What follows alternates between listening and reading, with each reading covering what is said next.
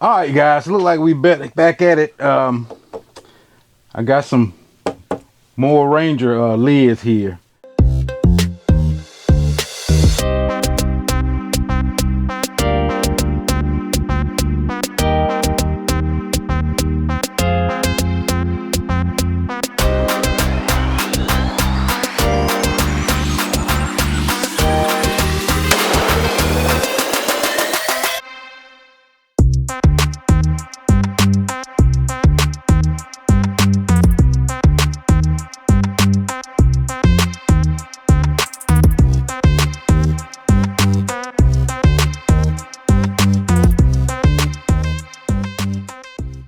A buddy of mine talked me into re-fiberglassing his lids because he got a couple that's real bad. I mean, he either got to replace them or, like I said, try to do the same thing I did on my boat by re-fiberglassing the top.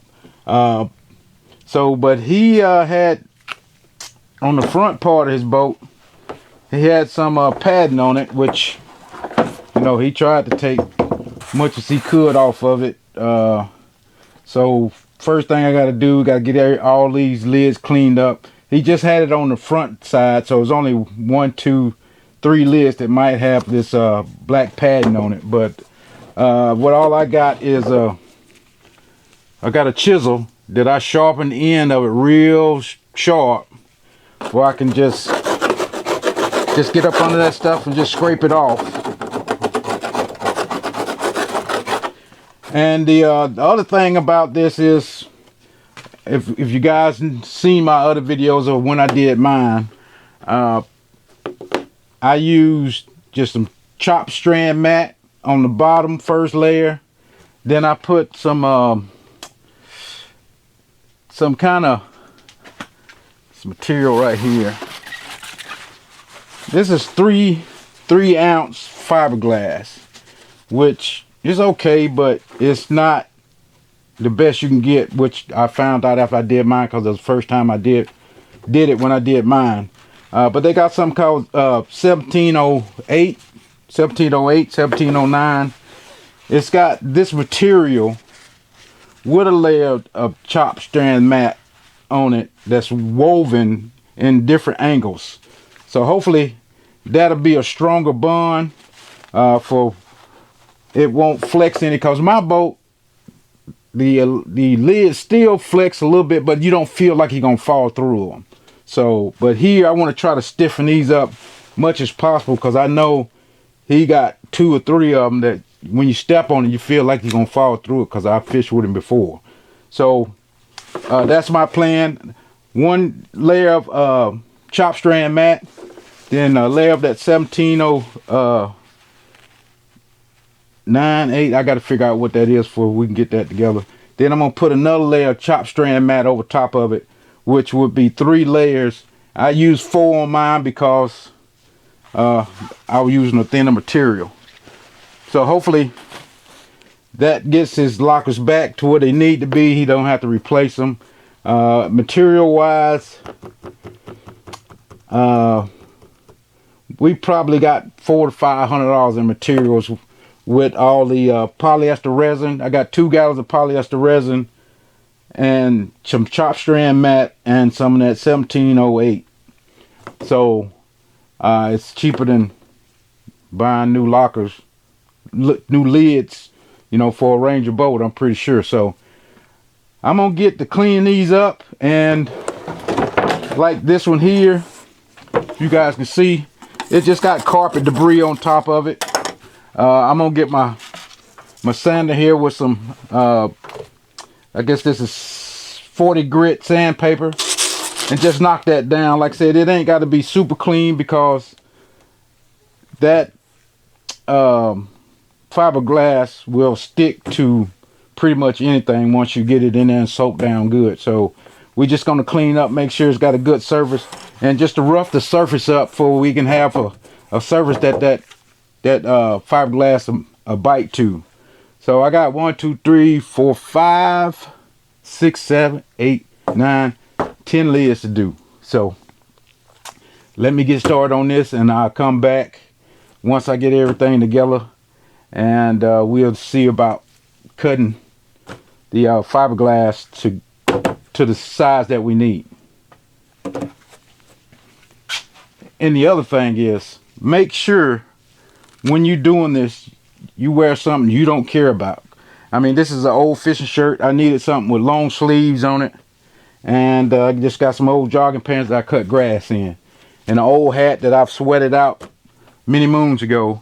Because once you get this fiberglass, cutting this fiberglass, messing around with this fiberglass, it's going to be little fiberglass pieces in some of everything that you're wearing. So I wouldn't recommend you go throw it in a laundry with other clothes. You know, if you're going to wash them, try to wash them by yourself. But that's just a safety thing. And I will be having a little mask on once I start cutting the fiberglass. And once we start doing the actual resin, you can't be anywhere near it without a respirator, because that stuff is so chemically loud. That's what I call it, loud, because when I did mine, I'm here in the basement, and my wife was upstairs asking, "What are you painting down there?" It was all up in the house, like it smelled like a hard core paint. So, but let me get this done, and we'll come back. It may be the next day, who knows? But I'm gonna get it done. All right, guys, we got the most of all the padding off of this here. Like I said, it's a little bit, but a lot of this is glue patches that's real heavy. So I'm not gonna be able to get everything off. Hopefully this sander would do that for me. I'm gonna put on my little dust mask here, and like I said, we're gonna hit it with the sander and see what we can get off of here. Like I said, it doesn't have to be perfect, but we do want to get most of what we can off of here, just so we don't have any problems. And I did have to switch to some decent gloves, those rubber gloves. Like I said, you know, this is fiberglass, and you go to, you know, to kick something off of here to go in the trash can, and you could get those. I started to feel a little pricklies in my fingers, so I switched to some decent gloves. So let me put us a new piece of paper on the bottom here. And right now I don't have it on, but I got my fan with my garage door open, trying to blow whatever I can out of here, dust wise, fiberglass wise. But that's where I got this mask on. So here we go.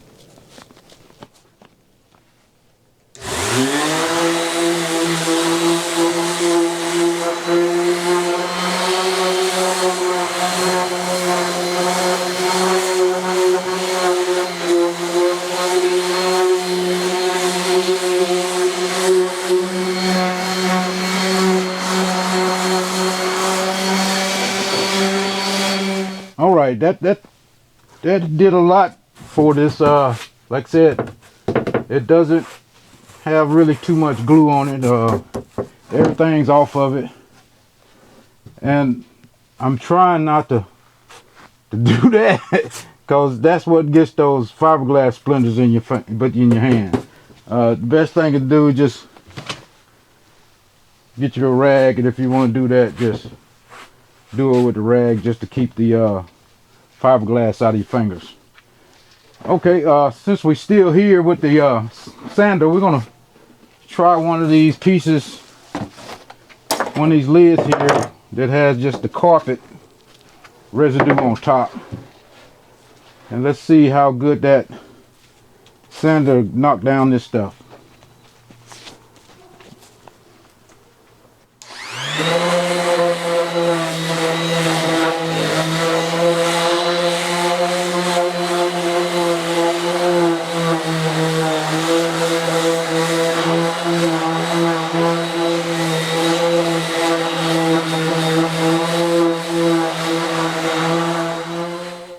This worked out pretty good. Like I said, I didn't think it would be too much trouble to get that glue off, this residue off none of those under that carpet debris there. So I think we're good with that. I got one more over here that has some of that black stuff on it, a little padding on it. I'm gonna get everything knocked out and we'll come back. Alright guys, I'm in the cutting stage now. We got all the lids cleaned up pretty good. A couple of lids are very bad. Hopefully we can do something to fix them or to make them least useful, but I'll show you that later on. But we're going to get to cutting these. I've cut 2 lids of the chop strand mat right this second. I ordered this off of Amazon. It came with a gallon of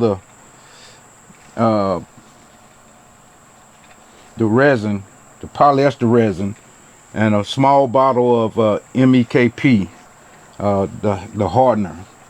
So I can't remember how many yards this roll was, but it's pretty good bit. I don't think we're gonna run out. But I will put that in the description of a link to where I ordered this stuff. So what I'm actually doing, like I said, I'm out here cutting fiberglass, so I got my mask on, but right now I'm just going to talk to you about it. What I'm trying to do is, the first piece that I'm going to lay down is smaller than the top piece.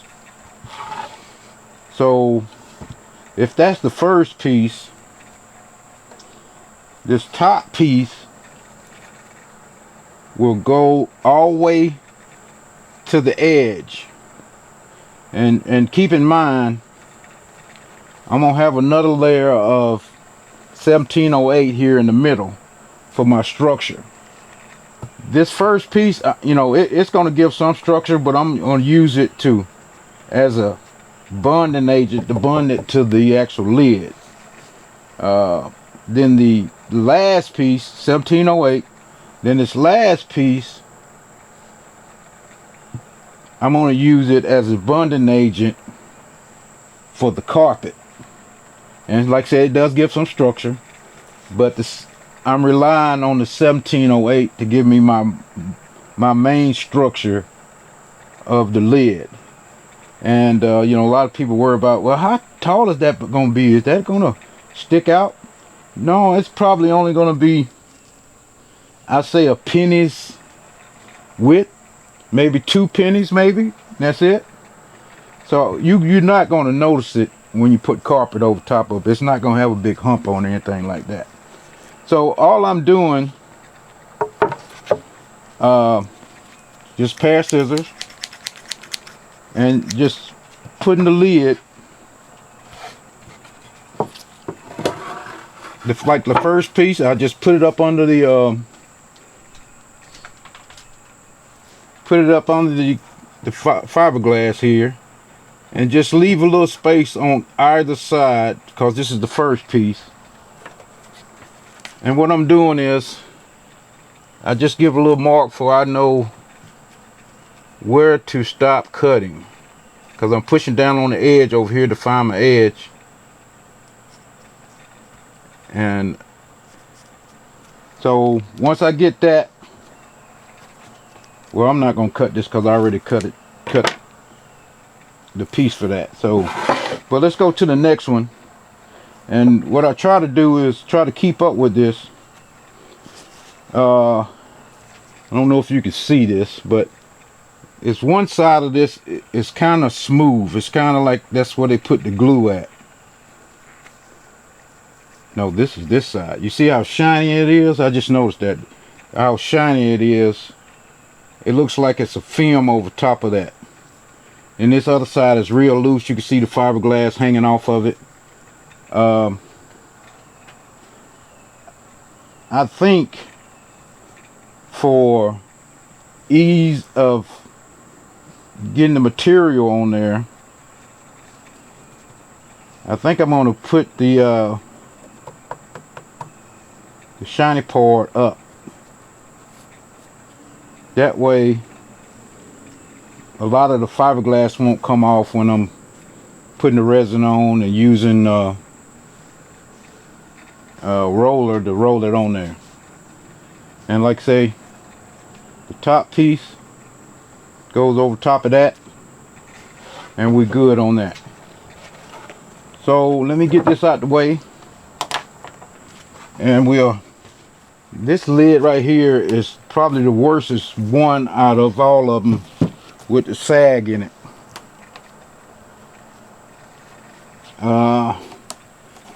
So hopefully, like I said, it gives it enough strength for it won't have any problem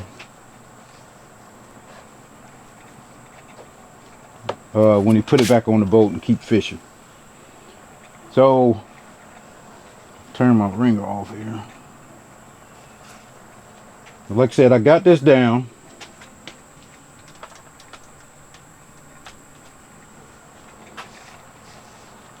And that's a good thing about this fiberglass. It doesn't have to be perfect. Fiberglass is one of the most forgiving things to work with before you put the resin on it. After you put the resin on it, then it's a different story. So, got my layout. I want to come in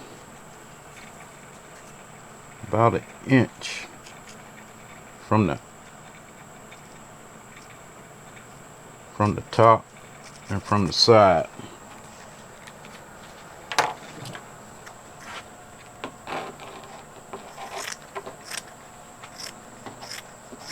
Then like I said, I'm just free-eye this layout here, just cutting it, no lines or anything. Like I said, it doesn't have to be perfect, but I want it to be close. You know, you don't have to worry about it being perfect, but I want it to be close.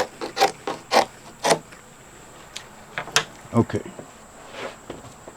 as you can see how much space it's around the outside of each of these corners here. And like I said, like the cut pieces, say for instance you didn't like the way that was spaced out more than this, you can come back and cut your piece, overlap it, and put your resin on it, and it's just like it was a part of the original fiberglass. So now what I do is I take that cut piece, find me in the next section here,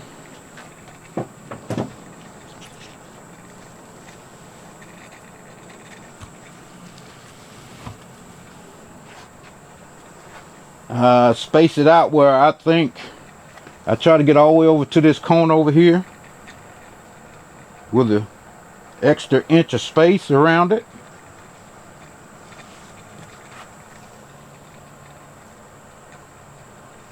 Well, it might not be an inch, because I don't want it to be too big, then I'm gonna have to go back and trim it. But I just want to be slightly bigger. To me, that's just how it should be done. I don't know if it helps or anything like that. So but like I said, I got an inch off of that, most likely a half inch.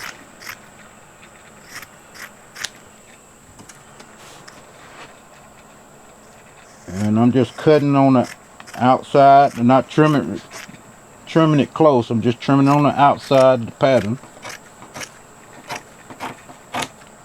Sounded real country then. Pattern.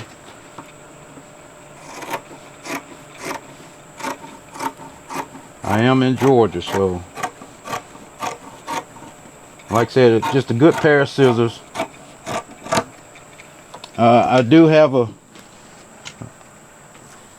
zip wheel cutter, but I tried it and it was just getting caught up in there, so I'm just using that for the 1708.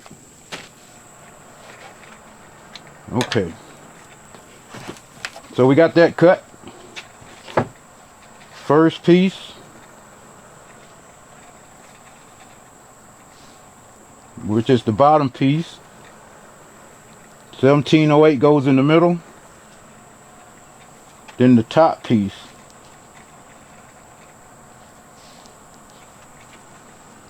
Like I said, I want to try to go off to the edge. I don't want to hang over the edge, because then you run into, when you put the resin on there, you have stickies, hard stickies now off the side, and you have to go cut them or get a sander and sand them down for they don't be sticking out when you put the carpet on there. So yeah, so that's good. And the hole where the actual lock goes, I will probably wait after it cures up and just get my hole saw and cut it out, because I don't think it's worth taking the time and try to cut that out, and it just wastes time. So that's pretty much it right for that. And like I said, we'll go get all these lids done, cut out, come back, cut the 1708, and shoot, we'll be ready to put some resin, all that on the on these lids. So we should be good to go. So I'll be back when I get ready to cut the 1708. Alright guys, what I'm doing now is cutting this 1708. As you can see, it's got a the fiberglass is woven in different ways on the back side of this fiberglass. Then on the front part of it, it's basically the chopped strand mat woven into it. So it's supposed to give support all different ways instead of just a straight piece of fiberglass. So what I'm doing is I'm just taking the small piece that I cut out the first layer of the lids, and I'm just basically just cutting out around it, you know, just leaving just a little bit more than what the small piece is, and I'm just basically cutting it out to that pattern that I already cut for that lid, which making this is going pretty quick here. I've did the rest of them. I got one more to do. But the thing about this 1708, it's going to take a lot of resin to get it to wet out. Like I said, you got to really get it soaked.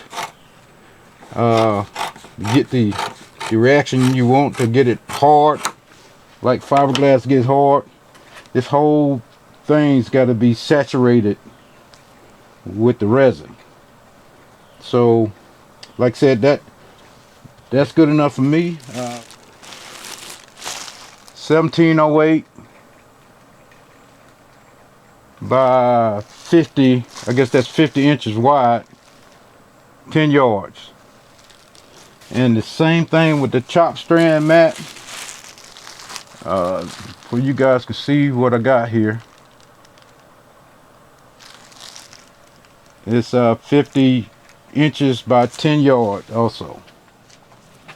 So the next step is I'm gonna go outside and set me a table up outside, because I don't want to put the resin on in here, because that resin is, like I said, it's really loud. It's some toxic type smell come off of that resin, so we don't want to do that inside. So we're gonna go outside here in my little carport and get that part done. So let me get everything set up, and we'll go out there. Like I said, then I'm gonna have to change to my respirator for that, and we'll get some resin on this and see if we can't get it to set up and cure. That'd be pretty much it. So let me get set up. We'll be right back. All right guys, we outside now. We to the part where we're going to put this polyester resin on the fiberglass on these lids. So I've been had this resin probably 6 months, so I don't know if you need to shake it up and make it all nice and mixed in there or not, but it's a good deal to try it. Just go ahead and do it. So what we're going to do is we're going to do 1 quart at a time, which like I said, I'm outside here in Georgia. It's probably 85 degrees right now because it's overcast. Normally it's in the 90s. So you don't want to, well, I don't want to, because I'm not a professional at this, work with more than a quart at a time. It'll take a little longer, but you won't waste material that way. And what I'm going to do, I'm going to double glove, because this can get messy, and once you get your gloves so messy, you can take these off and have clean gloves on the bottom of it. So that's the trick that all the professionals use, so that's what I'm going to do. So we're going to double glove it up. And like I said, when I get to doing this off camera, I will put on my respirator, which I have right here, but I'm outside right now, so hopefully it's not too bad. So what we're going to do is fill up this quart jug. If I can get this plug out of here.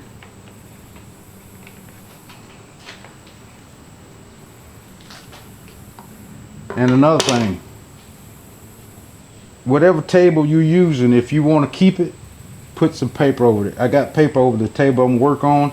This is just my mixing table. I don't too much care about this, but if you decided you want to keep it after the fact, okay. So that's a quart, and like I said, I'm outside. It's 85 degrees here in Georgia. On the back of this, well, it's not on the back of this one, but on the other ones I had, it's got a chart on the back of it that says 1 quart at 2%. You normally use 2 to 3%. In the wintertime, you use 3% of your MAKP to make the resin set up quicker in the colder weather. So when it's warmer and hot, you need less MAKP to get it to kick off and cure.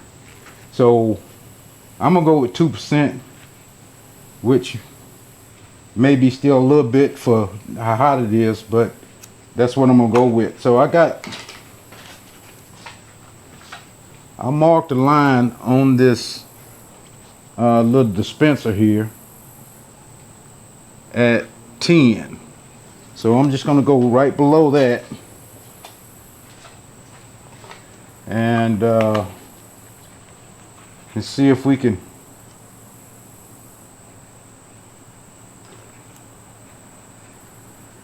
okay. So that's right at the 9 mark, but I don't want to do this just yet. I want to talk to you guys just a second. Once I put this hardener in, I'm on a time clock, and with it being as hot as it is out here, I might have 15 minutes to work with this quart. So be prepared.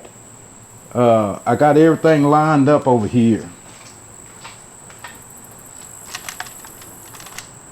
I got everything lined up, ready to go. So once I mix this mix up, I mix everything for about a minute. Make sure I got that MKP all in every part of this resin.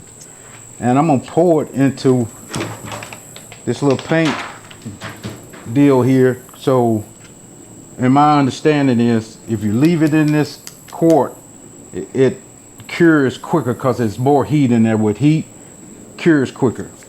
So once you mix it up, you spread it out, it'll cure a little slower. So I'm gonna pour it in there, and I'm gonna use a roller to roll that resin on top of the mat, one at a time, on top of the fiberglass, I'm sorry, one at a time, one layer at a time. Make sure they saturated. So I got a little roller here to make sure everything's, all the air bubbles out of it. I even got a little chip brush just in case I need to do something with that, which I probably won't. So what I'm doing now is I'm just lining up my layers for when it's time to go, I can go. And this 1708, I'm gonna put the shiny side down. This side's gonna be up, so that's gonna be my second layer. Shiny side down.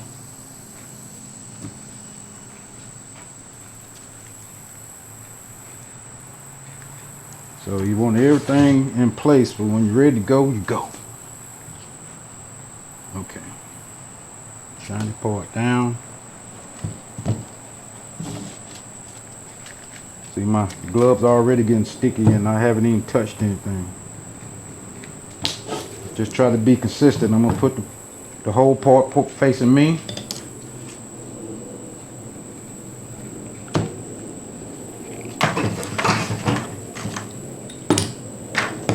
Okay, I got my 9 cc's of MAKP.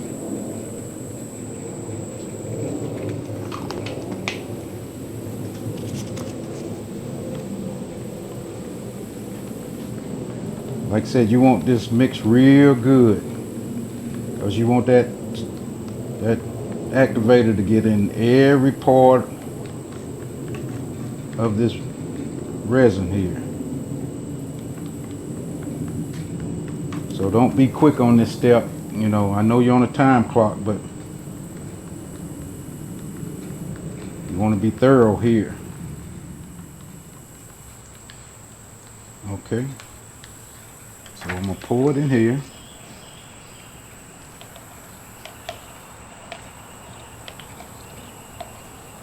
Try to get all of it out.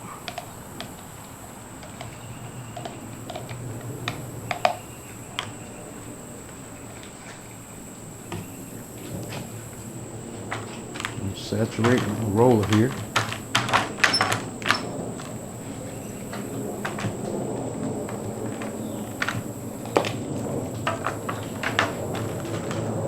What I like to do is put me a light layer on the piece first. That way when I put the actual fiberglass down, it will have a place to stick to. It won't be dry spot. You don't want dry spots.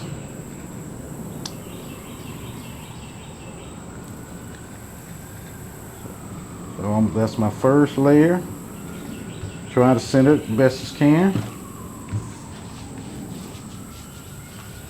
And you want to just go over it. Like I said, just try to saturate the whole thing. You don't want any white spots left. And I've got 3 gallons of resin, so I'm not going to be light with it. Make sure it's nice and saturated. And when it, like I said, this colors like it is right now, I can see a couple of white spots on it. Let me bring you closer so you can see. Like I said, I just get it real nice and wet. If you see anything look like air bubbles, you can get your roller and roll them out.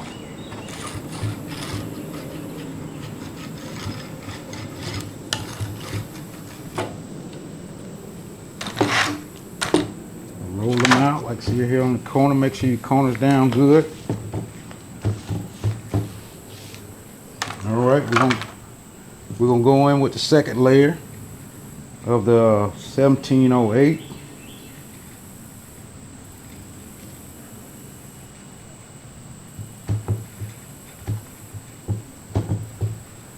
Like I said, this is the, I think needs a lot of resin here in the 1708 just to get it to wet out. And Trying to be careful not to waste it off the side here.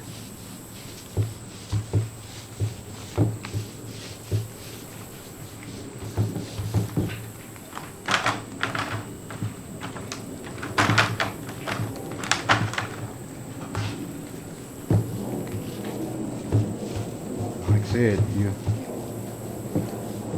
just make sure everything is nice and wet.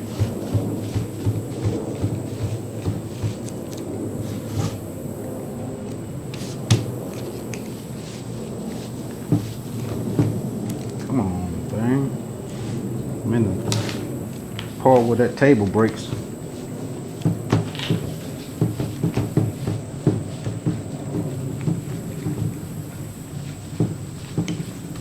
Not too much worried about that middle part because I'm going to cut that out anyway.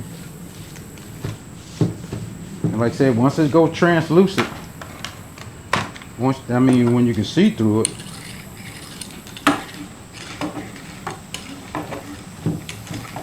just like a quick roll over.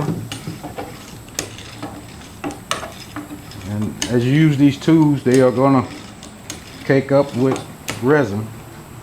So you probably need some acetone or something out here. Okay, so this is the top layer, and this is the one I want to go all the way to the corners with.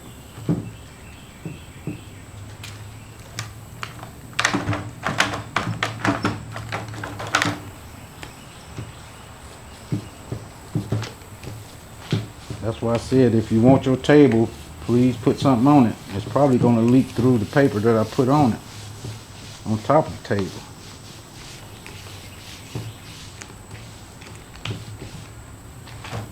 I'm just trying to keep working so my resin don't set up on me.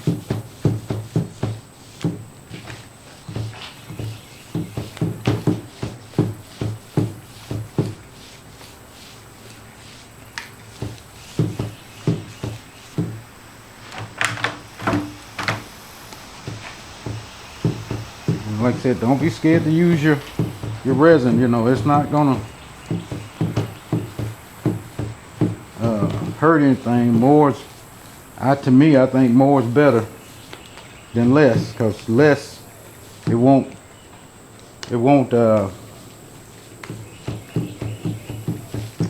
stick to the actual other layers. You want all the layers wet as you can get them. No white spots in it.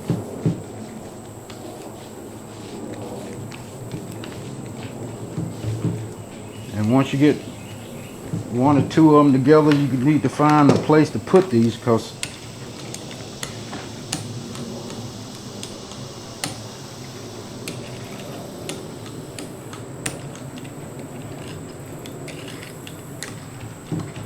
you don't want to push down too hard.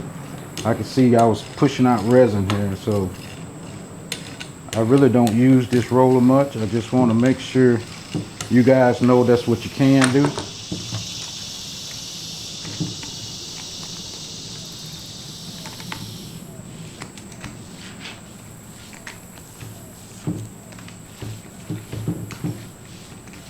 Okay, well, I think that's enough for that first one.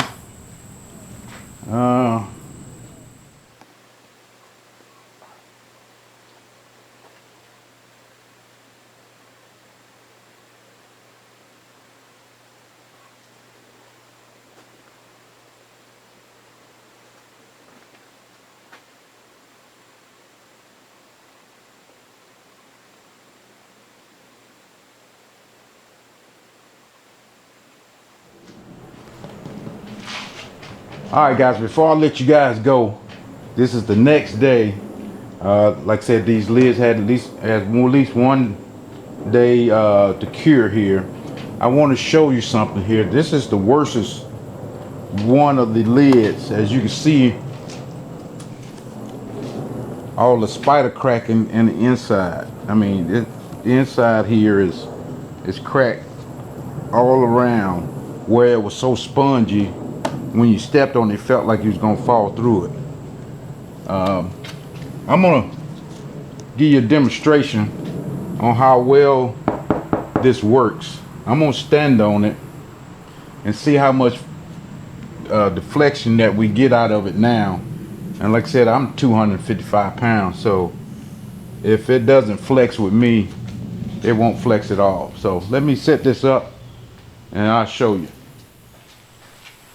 All right, I'm not gonna jump around on this thing because you know it's still curing, but